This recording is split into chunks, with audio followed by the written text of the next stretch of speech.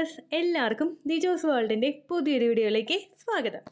ഒരുപാട് പേര് നമ്മുടെ ചാനൽ ഫോളോ ചെയ്തിട്ട് പ്രഗ്നന്റ് ആയിട്ടുണ്ട്. ഇവർക്ക് എല്ലാവർക്കും ഷെയർ ചെയ്ത് കൊടുക്കുന്നത് നമ്മുടെ ചാനലിലെ ലൈഫ് സ്റ്റൈൽ ടിപ്സ് ആണ്, അതുപോലെ ഹോം റെമഡീസ് ഒക്കെയാണ് ഷെയർ ചെയ്ത് കൊടുക്കുന്നത്. ഇതൊക്കെ ഫോളോ ചെയ്തിട്ട് ഒരുപാട് പേര് കൺസീവ് ആയിട്ടുണ്ട്. നിങ്ങളും കൺസീവ് ആകാൻ വേണ്ടിയിട്ട് നാച്ചുറലുള്ള ടിപ്സ് ഒക്കെ ഫോളോ ചെയ്യുക. ഡോക്ടർ വന്നിട്ടുള്ള മെഡിക്കേഷൻസ് ഒക്കെ കൃത്യമായിട്ട് എടുക്കുക. ലൈഫ് സ്റ്റൈൽ ചേഞ്ചസ് കൊണ്ടുവരാനായിട്ട് പ്രത്യേകം ശ്രദ്ധിക്കുക കേട്ടോ. അപ്പോൾ ഇവിടെ നിങ്ങൾ പ്രഗ്നന്റ് ആകുന്നതിന് തടസ്സമുണ്ടാകുന്ന ഏറ്റവും ആദ്യത്തെ ഒരു കാര്യം എന്ന് പറയുന്നത് ഹോസ്റ്റൈൽ ആയിട്ടുള്ള ഒരു സെർവിക്കൽ മ്യൂക്കസ് ആണ്. നമുക്ക് ഓവുലേഷൻ നടക്കുന്ന സമയത്ത് ഉണ്ടാകുന്ന ഡിസ്ചാർജ് നല്ല സ്ലിപ്പറി ആയിട്ടുള്ള, അതായത് പച്ചമുട്ടയുടെ വെള്ള പോലെയോ അല്ലെങ്കിൽ വെണ്ടക്ക നമ്മൾ കട്ട് ചെയ്തിടുമ്പോൾ ഉണ്ടാകുന്ന ഒരു വഴുവഴുപ്പോട് കൂടിയിട്ടുള്ള ഒരു ലിക്വിഡ് ഉണ്ടാവുമല്ലോ, അങ്ങനെയുള്ളൊരു ഡിസ്ചാർജ് ആണ് നമുക്ക് വേണ്ടത്. എന്നാൽ ഓവുലേഷൻ നടക്കുന്ന ആ ഒരു എക്സാക്ട് ആയിട്ടുള്ള ഒരു ഫെർട്ടൈൽ ടൈം പീരീഡിൽ നിങ്ങൾക്ക് ഉണ്ടാകുന്ന ഡിസ്ചാർജ് വളരെ തിക്കായിട്ടുള്ള ഡിസ്ചാർജ് ആണെങ്കിൽ അത് സ്പേമിന്റെ സുഗമമായിട്ടുള്ള മൂവ്മെന്റിനെ അഫക്ട് ചെയ്യാനായിട്ട് ചാൻസ് ഉണ്ട്. കണ്ടിന്യൂസ് ആയിട്ട് ഈ ഒരു ടൈപ്പ് ഡിസ്ചാർജ് ആണ് ഫെർട്ടൈൽ ടൈം പീരീഡിൽ നിങ്ങൾക്ക് ഉണ്ടായിക്കൊണ്ടിരിക്കുന്നതെങ്കിൽ ശരീരത്തിനകത്തേക്ക് സ്പേം സെൽസ് പ്രവേശിച്ചാലും ഏറ്റവും നല്ല ക്വാളിറ്റിയിൽ തന്നെ എഗ്ഗ് പ്രൊഡ്യൂസ് ആയി കഴിഞ്ഞാലും ഈ സ്പേമിനെ സ്വിം ചെയ്ത് ട്യൂബിനടുത്തേക്ക് എത്താനായിട്ട് പറ്റാത്ത സിറ്റുവേഷൻസ് ഉണ്ടാകുന്നു. ചില കേസുകളിൽ ശരീരത്തിൽ ഏറ്റവും ആദ്യം എത്തുന്നത് സ്പേമാണ്. ആ സ്പേം വന്ന് ചിലപ്പോൾ 1-2 ദിവസമൊക്കെ കഴിഞ്ഞിട്ടോ മണിക്കൂറുകൾക്ക് ശേഷമോ മറ്റോ ആയിരിക്കും എഗ്ഗ് റിലീസായി പുറത്തേക്ക് വരുന്നത്. ഇങ്ങനെയുള്ള സമയത്ത് ഈ എഗ്ഗ് വരുന്നത് വരെ ശരീരത്തിനകത്തേക്ക് നല്ല സ്റ്റേബിൾ ആയിട്ട് നിൽക്കാൻ വേണ്ടിയിട്ടുള്ള ഒരു എൻവയോൺമെന്റ് ഉണ്ടാക്കി കൊടുക്കുന്നത് ഹെൽത്തി ആയിട്ടുള്ള ഒരു സെർവിക്കൽ മ്യൂക്കസ് ആണ്. പച്ചമുട്ടയുടെ വെള്ള പോലെയുള്ള ഈ ഒരു സെർവിക്കൽ മ്യൂക്കസ് ഉള്ളത് കൊണ്ടാണ് സ്പേമിന് അത്രയും നേരം വരെ ശരീരത്തിനകത്ത് പിടിച്ചു നിൽക്കാനായിട്ട് സാധിക്കുന്നത്. കാരണം ശരീരത്തിനകത്തേക്ക് എത്തുന്ന ഈ ഒരു സ്പേമിനെ ശരീരം തന്നെ ഹാം ചെയ്ത് കളയാനായിട്ടുള്ള സാധ്യതകൾ കൂടുതലാണ് ഒരു ഫോറിൻ ബോഡി ആയിട്ട് കണ്ടിട്ട് കേട്ടോ. അപ്പൊ അതിൽ നിന്നൊക്കെ പ്രൊട്ടക്ട് ചെയ്ത് വെക്കുന്നതും ഒരു എനർജി ഇതിന് കൊടുക്കുന്നതും സെർവിക്കൽ മ്യൂക്കസ് ആണ്. ഈ പച്ചമുട്ടയുടെ വെള്ള പോലെയുള്ള ഒരു ഡിസ്ചാർജ് ഉണ്ടാകാത്ത സിറ്റുവേഷൻ വന്നു കഴിഞ്ഞാൽ ഇതിനെ മൂവ് ചെയ്യാൻ പറ്റാതെ ഇത് അവിടെ തന്നെ തട്ടി നിന്നിട്ട് അവിടെ വെച്ച് തന്നെ നശിച്ചു പോവുകയും തിരിച്ച് നമുക്ക് പുറത്തേക്ക് പോരുന്ന സിറ്റുവേഷൻ ഉണ്ടാവുകയും ചെയ്യുന്നു. അപ്പോൾ നിങ്ങൾ ഏറ്റവും ആദ്യം ശ്രദ്ധിക്കേണ്ടത് ഓവുലേഷൻ നടക്കുന്ന സമയത്ത് എങ്ങനെയുള്ള ഒരു ഡിസ്ചാർജ് ആണ് നിങ്ങൾക്ക് ഉണ്ടാകുന്നതെന്ന് നോക്കുക. നടക്കുന്ന സമയത്ത് നമുക്ക് ഉണ്ടാകുന്ന ഡിസ്ചാർജ് ഭയങ്കര കട്ടിയായിട്ടുള്ളതാണെങ്കിൽ നിങ്ങൾ ഡോക്ടറെ ഇൻഫോം ചെയ്യാനായിട്ട് ശ്രദ്ധിക്കുക. ബാക്കിയുള്ള ഓരോ കാര്യങ്ങളും നമ്മൾ സ്കാനിങ് ചെയ്യുന്നത് വഴിയൊക്കെ കൃത്യമായിട്ട് അറിയാനായിട്ട് സാധിക്കും. പക്ഷെ ഈ ഒരു കാര്യം ഡോക്ടർ ചോദിക്കാതെയോ നമ്മൾ പറയാതെയോ അവിടെ ഒരു കമ്മ്യൂണിക്കേഷൻ ഉണ്ടാവില്ല. അപ്പൊ നമ്മൾ നെഗ്ലക്ട് ചെയ്ത് വിടരുത്. ഫെർട്ടൈൽ ടൈം പീരീഡിൽ ഏറ്റവും കൂടുതൽ സ്റ്റിക്കി ആയിട്ടുള്ള ഡിസ്ചാർജ് ആണ് നിങ്ങൾക്ക് ഉണ്ടാവുന്നതെങ്കിൽ ഡോക്ടറെ കണ്ടു നോക്കണം കേട്ടോ. ഈ സ്റ്റിക്കി ആയിട്ടുള്ള ഡിസ്ചാർജിന്റെ ഫോട്ടോ ഞാനിവിടെ തമ്മിൽ കൊടുത്തിട്ടുണ്ടായിരുന്നു, അതുപോലെ ഇതിന്റെ കൂടെ ഞാൻ ആഡ് ചെയ്യാനായിട്ട് ശ്രദ്ധിക്കാം. അപ്പൊ അങ്ങനെയുള്ള ഡിസ്ചാർജ് ഉള്ളവർ പ്രത്യേകം ശ്രദ്ധിക്കുക. ഈ ഡിസ്ചാർജ് വരുന്നവർക്ക് ഇതിനെ കൂടുതൽ ലൂബ്രിക്കേറ്റഡ് ആയിട്ടുള്ള ഡിസ്ചാർജ് ആക്കി മാറ്റാൻ വേണ്ടിയിട്ട് ധാരാളം വെള്ളം കുടിക്കാവുന്നതാണ്. കാരണം സെർവിക്കൽ മ്യൂക്കസിന്റെ ഭൂരിഭാഗവും വെള്ളത്തിന്റെ കണ്ടന്റ് ആണ് അടങ്ങിയിട്ടുള്ളത്. അപ്പൊ ദിവസേന ഒരു 3 ലിറ്റർ വെള്ളമെങ്കിലും നിങ്ങൾ കുടിക്കാനായിട്ട് ശ്രദ്ധിക്കുക. ഒപ്പം ഗ്രാമ്പു വെള്ളം കുടിക്കുന്നതും വെള്ളത്തിന്റെ കണ്ടന്റ് അടങ്ങിയിട്ടുള്ള ഫ്രൂട്ട്സും വെജിറ്റബിൾസും കഴിക്കുന്നതും സെർവിക്കൽ മ്യൂക്കസിന്റെ പ്രൊഡക്ഷൻ നന്നായിട്ട് ഉണ്ടാകാൻ വേണ്ടിയിട്ട് സഹായിക്കുന്നു. ഇത് നമ്മൾക്ക് ചെയ്യാൻ പറ്റുന്ന ഹോം റെമഡീസ് ആണ്. ഒപ്പം ഫെർട്ടിലിറ്റി യോഗാസ് ആയിട്ടുള്ള മാലാസന എക്സസൈസും മാലാസന വർക്ക് എക്സസൈസും കണ്ടിന്യൂസ് ആയിട്ട് ചെയ്യുകയാണെങ്കിൽ സെർവിക്സിലോട്ട് രക്തയോട്ടം വർദ്ധിപ്പിച്ചിട്ട് സെർവിക്കൽ മ്യൂക്കസിന്റെ പ്രൊഡക്ഷൻ നന്നായിട്ട് ഉണ്ടാകാൻ വേണ്ടിയിട്ട് സഹായിക്കുകയും ചെയ്യുന്നു. ഇതൊക്കെ ചെയ്തിട്ട് നിങ്ങൾക്ക് റിസൾട്ട് കിട്ടുന്നില്ലെങ്കിൽ ഡോക്ടറെ കണ്ടിട്ട് റീസൺ പറയുവാണെങ്കിൽ കോൺസിവലിന്റെ മെഡിസിൻസ് ഡോക്ടേഴ്സ് തരാറുണ്ട്. ഇത് നമ്മുടെ ഫെർട്ടിലിറ്റി ഇൻക്രീസ് ചെയ്യാൻ വേണ്ടിയിട്ട് ഹെൽപ്പ് ചെയ്യും കേട്ടോ. രണ്ടാമതായിട്ട് നിങ്ങൾ ശ്രദ്ധിക്കേണ്ട കാര്യം നിങ്ങളുടെ ഗട്ട് ഹെൽത്ത് ആണ്. കുടലിന്റെ ആരോഗ്യം. നമ്മുടെ കുടലിൽ ഒരുപാട് ദഹനത്തിനൊക്കെ ഡിലേ ഉണ്ടാവുന്നുണ്ടെങ്കിൽ, ബുദ്ധിമുട്ട് അനുഭവപ്പെടുന്നുണ്ടെങ്കിൽ ഇത് നമ്മുടെ ഫെർട്ടിലൈസേഷനെ അഫക്ട് ചെയ്യാനായിട്ട് ചാൻസ് ഉണ്ട് കേട്ടോ.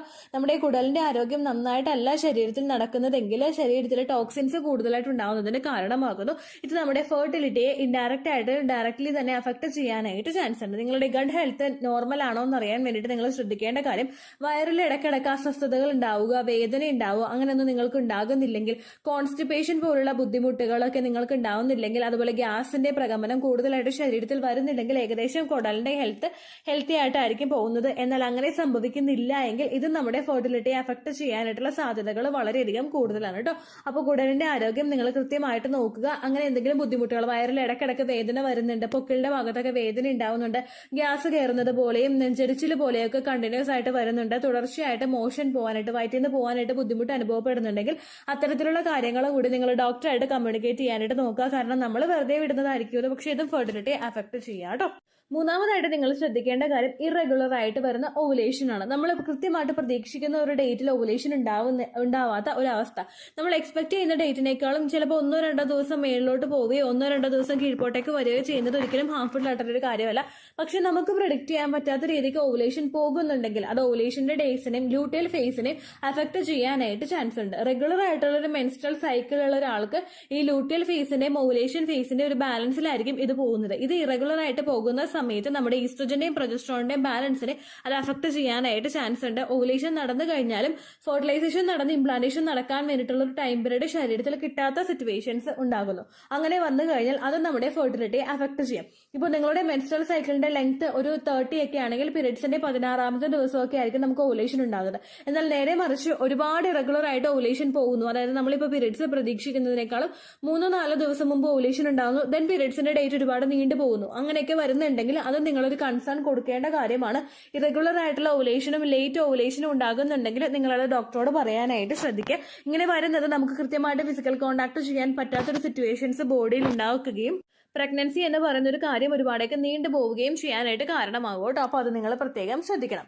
4ാമത്തെ ഒരു ഫാക്ടർ എന്ന് പറയുന്നത് നമ്മളിൽ ഉണ്ടാകുന്ന സ്ട്രെസ് ആണ്. നമ്മൾ ഓരോ കാര്യങ്ങൾക്ക് കണ്ടിന്യൂസ് ആയിട്ട് ടെൻഷൻ ആവുകയാണ്, അതായത് പ്രഗ്നന്റ് ആകുന്നില്ല, കണ്ടിന്യൂസ് ആയിട്ട് നമ്മൾ ഇതിന്റെ പേരിൽ ടെൻഷൻ അനുഭവിച്ചുകൊണ്ടിരിക്കുക, അല്ലെങ്കിൽ നമുക്ക് എന്തെങ്കിലും വർക്ക് പ്രഷർ കൂടുതലായിട്ട് വരിക, അത് നിങ്ങൾക്ക് മാത്രമല്ല ഹസ്ബൻഡിനും എന്തെങ്കിലുമൊക്കെ വർക്ക് പ്രഷർ വരുന്നതും പ്രഗ്നൻസി ആകാത്തത് കൊണ്ട് ഇത്രയും നാളുകൾക്കുള്ളിൽ ആയില്ലല്ലോ, വെഡിങ് ആനിവേഴ്സറി അല്ലേ വരാൻ പോകുന്നത്, അല്ലെങ്കിൽ എന്റെ ശേഷം കല്യാണം കഴിഞ്ഞ് എല്ലാവരും പ്രഗ്നന്റ് ആയല്ലോ എന്നിങ്ങനെയുള്ള ടെൻഷൻ നിങ്ങൾ കണ്ടിന്യൂസ് ആയിട്ട് ഫേസ് ചെയ്തുകൊണ്ടിരിക്കുകയാണെങ്കിൽ ഫിസിക്കൽ കോണ്ടാക്ട് ചെയ്യുന്ന സമയത്തും ആഫ്റ്റർ ഓവുലേഷനും ഈ ഒരു ടെൻഷൻ നിങ്ങൾ ഒരുപാട് അഫക്ട് ചെയ്യാനായിട്ട് ചാൻസ് ഉണ്ട്.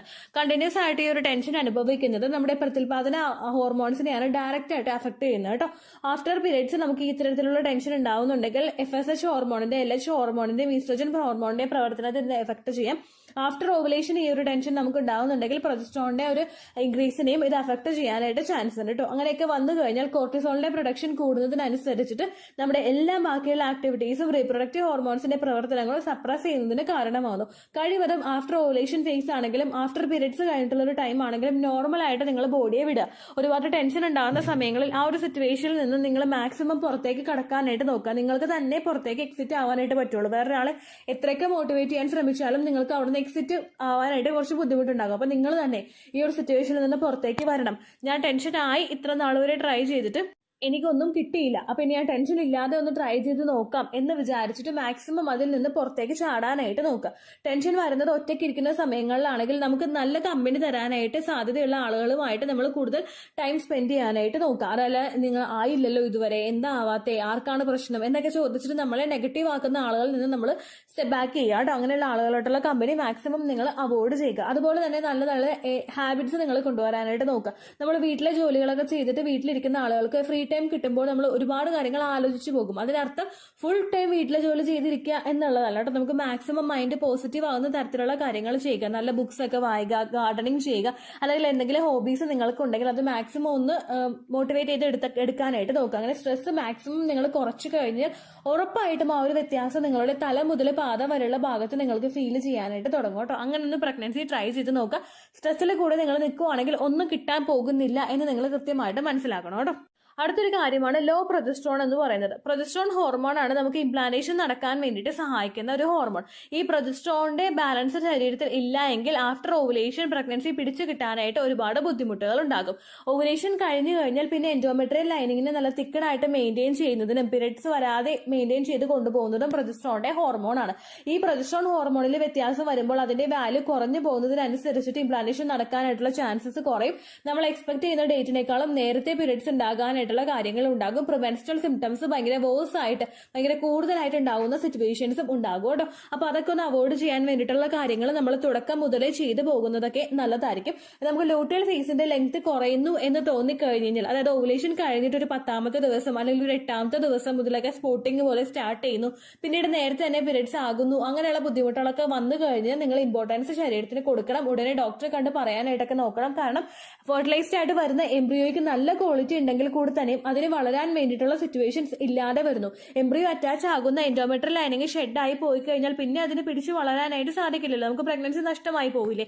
അപ്പൊ അങ്ങനെയുള്ള കാര്യങ്ങൾ നിങ്ങൾ മാക്സിമം ശ്രദ്ധിക്കാനായിട്ട് നോക്കുക കേട്ടോ. ഇനി ഈസ്ട്രോജൻ പ്രൊജസ്ട്രോൺ ഹോർമോണിന്റെ ലെവല് കുറഞ്ഞു കഴിഞ്ഞാൽ ശരീരത്തിൽ കുറച്ച് ലക്ഷണങ്ങൾ നമുക്ക് കാണാനായിട്ട് സാധിക്കും. അത് എന്തൊക്കെയാണെന്ന് കൂടി ഒന്ന് നോക്കാം കേട്ടോ. ഏറ്റവും ആദ്യത്തേതെന്ന് പറയുന്നത് ഉറക്കക്കുറവാണ്. നമ്മൾ ഉച്ചയ്ക്ക് കൂടുതൽ നേരം ഉറങ്ങാതിരുന്നിട്ട് കൂടി രാത്രി ഉറങ്ങുന്ന സമയത്ത് ഉറക്കം കിട്ടുന്നില്ലെങ്കിൽ അത് നമുക്ക് എന്തെങ്കിലും ഹോർമോണൽ ഇഷ്യൂസ് ഉള്ളത് കൊണ്ടായിരിക്കും.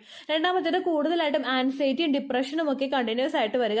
മൂന്നാമതായിട്ട് നമുക്ക് വയറിൽ ഇടയ്ക്കിടയ്ക്ക് അസ്വസ്ഥതകൾ, വയറിൽ വേദനകൾ ഉണ്ടാവുക. നാലാമതായിട്ട് നൈറ്റ് നമുക്ക് സ്വെറ്റും കൂടുതലായിട്ട് ഉണ്ടാവുക. അതായത് ഭയങ്കര ചൂട് രാത്രി സമയത്ത് ഉണ്ടാവുക. AC ഇട്ട് ഉറങ്ങിയാലും ഫാൻ ഇട്ട് ഉറങ്ങിയാലും ഒന്നും നമ്മൾ തണുക്കാത്ത തരത്തിലുള്ള ഒരു സിറ്റുവേഷൻ നമുക്ക് ഉണ്ടാവുക.